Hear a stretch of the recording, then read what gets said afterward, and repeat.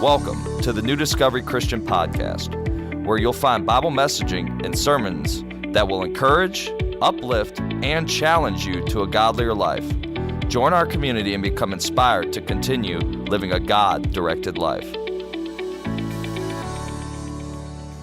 And welcome back to the New Discovery Christian Podcast in Hernando with your host Kyle and co-host Zach Jarvis. Yes, sir. So thank you again for joining in for part 2 with Grace today.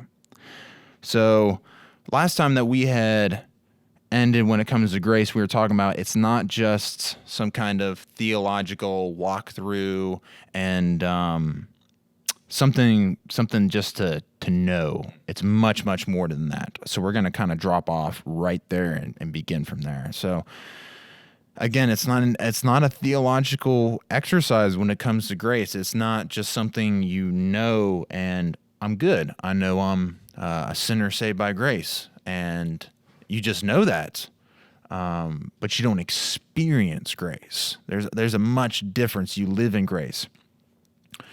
The transition is from a theological understanding of it, which is not where we want to just sit. We want to sit with it is a growth process. And that is what makes grace much more different. Is there no grace, no experiencing, no growth in life. It's like describing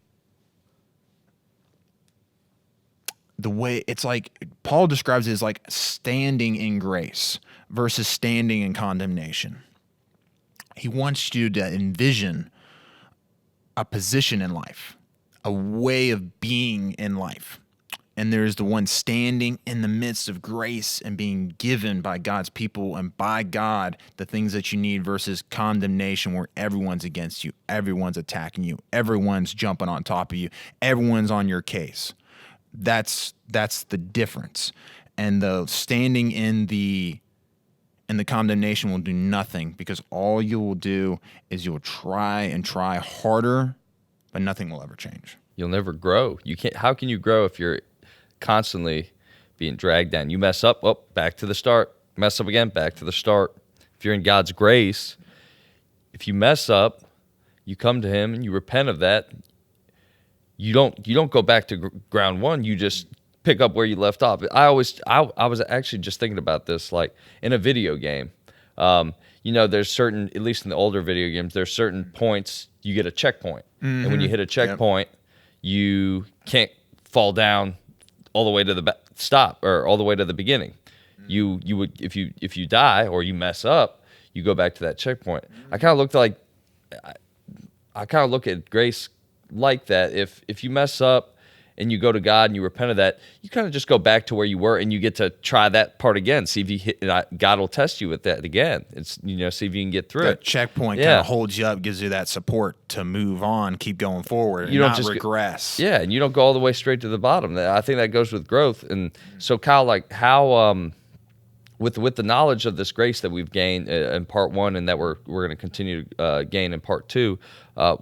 What is that going to look like in our lives as we grow in that knowledge of God's grace?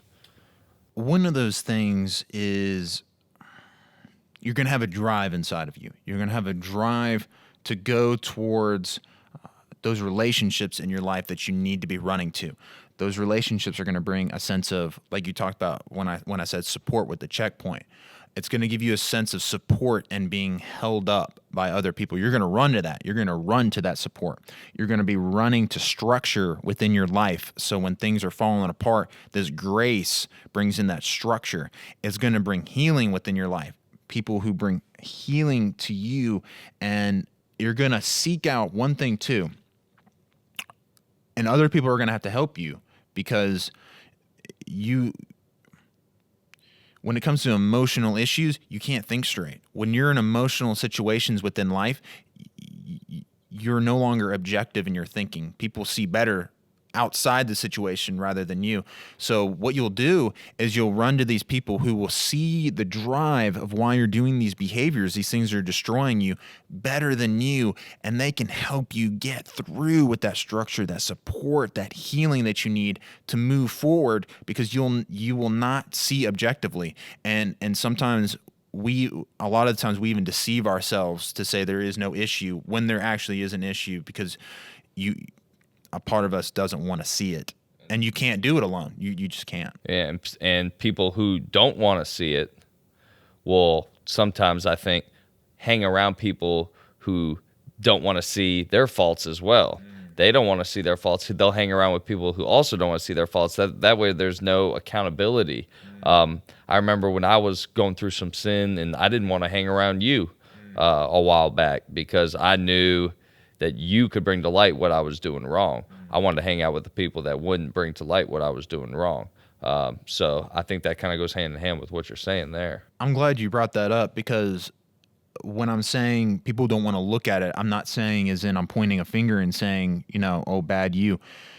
It's not like that, because every person has the issue of overlooking their wrongs. In fact, I would state the case better that most people don't see the wrongs that they're committing right now. Doesn't matter whether or not you're actually a Christian or not. I think most of the sins that are being committed right now, you won't see unless someone else points them out to you or some situation does. So to be fair to us, sadly, that's a natural inclination, is not being able to see these things. So one of the things in the midst of these failures that happen is with God, there's no condemnation. There's none of that within failure in life. Even failing to realize those things, he doesn't bring condemnation upon that. And some people could think, once he knows that I'm in his presence, man, he's going to let me have it. No, it's not the case. Romans 8:1 states there's no condemnation with the Lord and in grace any longer. And that changes the way that you view God. He's no longer a God. He's a God of a source of life rather than some source of rules and within your life. So the way you view God begins to change as well. And too often the effect, sadly, is what you were talking about, is within most Christians, is when you fall short, you view God as mad at you, and you end up running away from the person that you really need to be turning to within your life. And sadly, that's the effect that we really see. Yeah. So,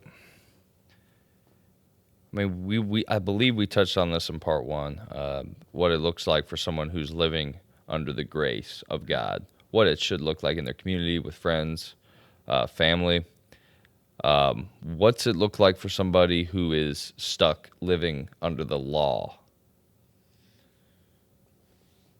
Someone who's stuck under the law, it's not just like a minor thing. It's not just, I believe now. Like I said, and that's why I bring that up. It's, I just believe, sinners saved by grace. I just believe it. When you live under the law, you live under the law in a very deep emotional level in your life. And some of what that looks like,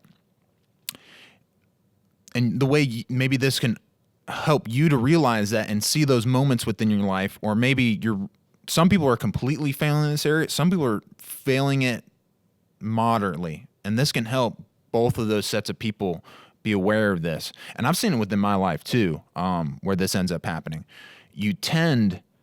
Christians will tend, when they feel bad or guilty over things, they will tend to run away. They'll tend to dissipate, avoid the other Christians within their life. That is a key signal that in some way,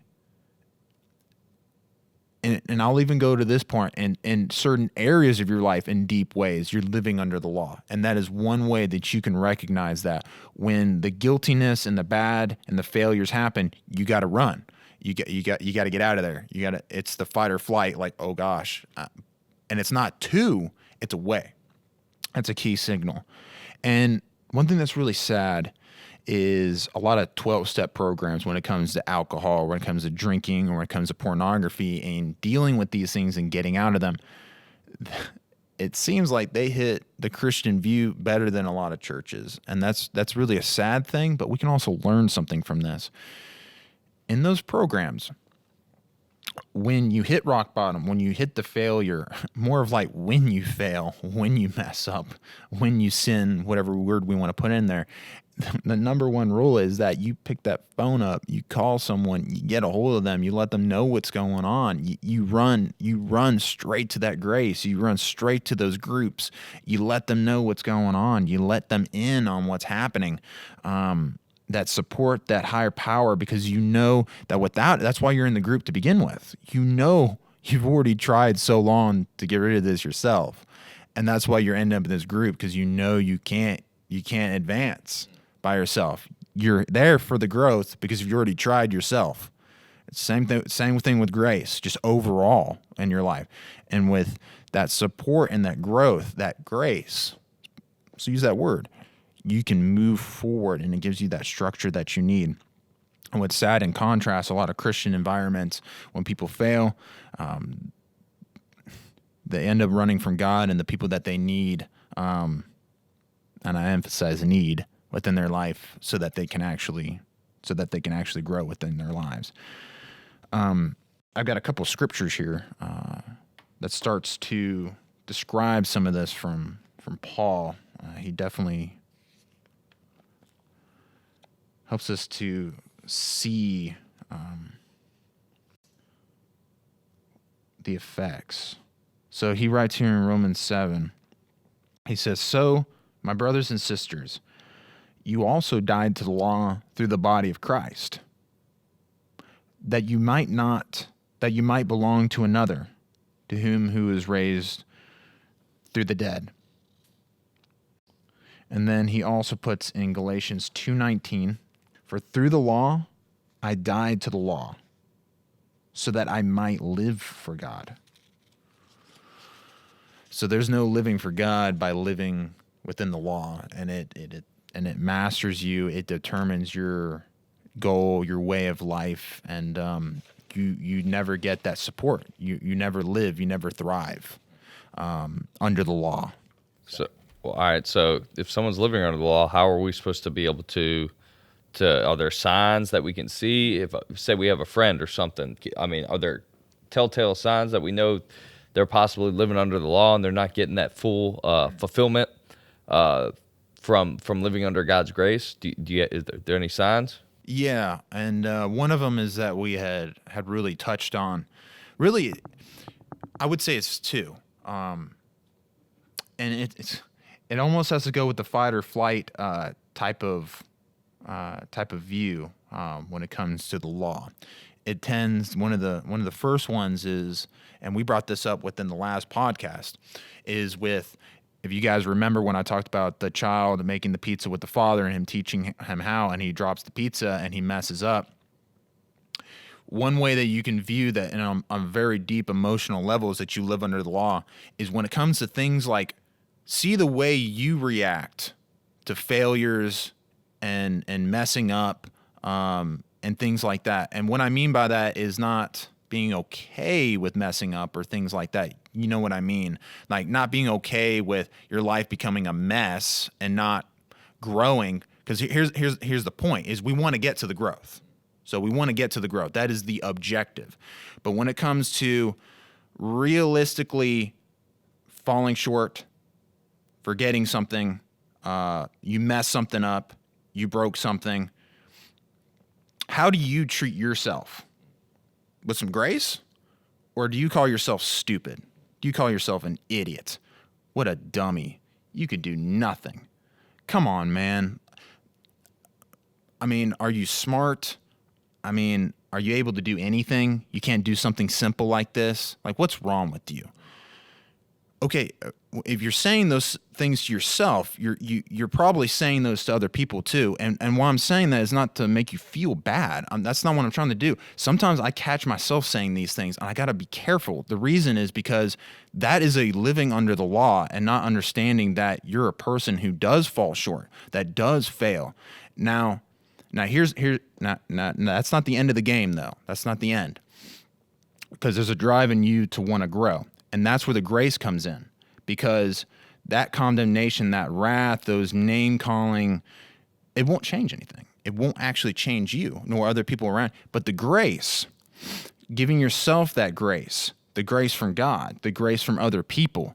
And when I brought up about the child dropping the pizza, the father who shows the grace, don't worry, son, I know you messed up. I'm going to help you do better. That you will change.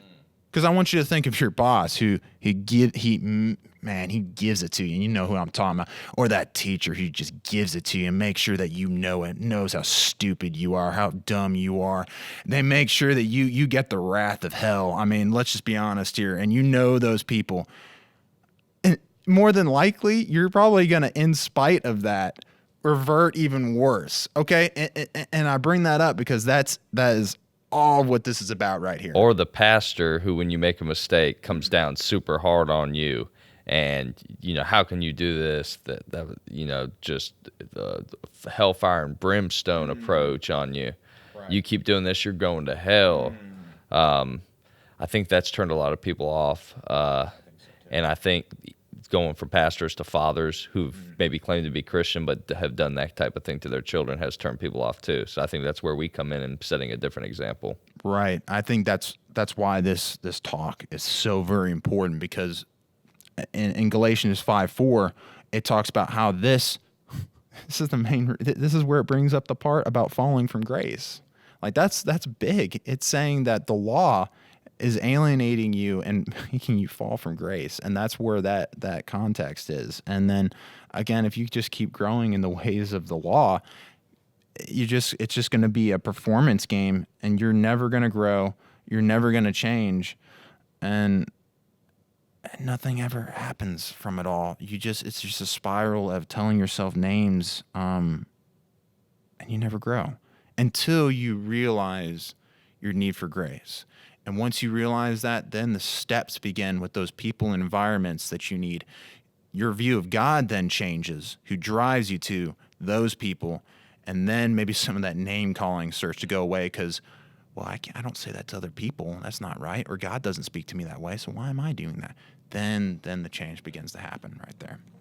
So thank you for joining in with our second part on grace. And I hope you got something out of it the same way that I have, and I know Zach has as well, and viewing God and God's people, and then that's really the way you go, and that's the way you change. And we all have that in need to want to change, and I know I do, and we all do. And a God of grace and God's people who show God's grace, that's how we really change. And so thank you for jumping in. Thank you. Yeah, and we'll see you on the next one. I'll learn a little bit more. Adios.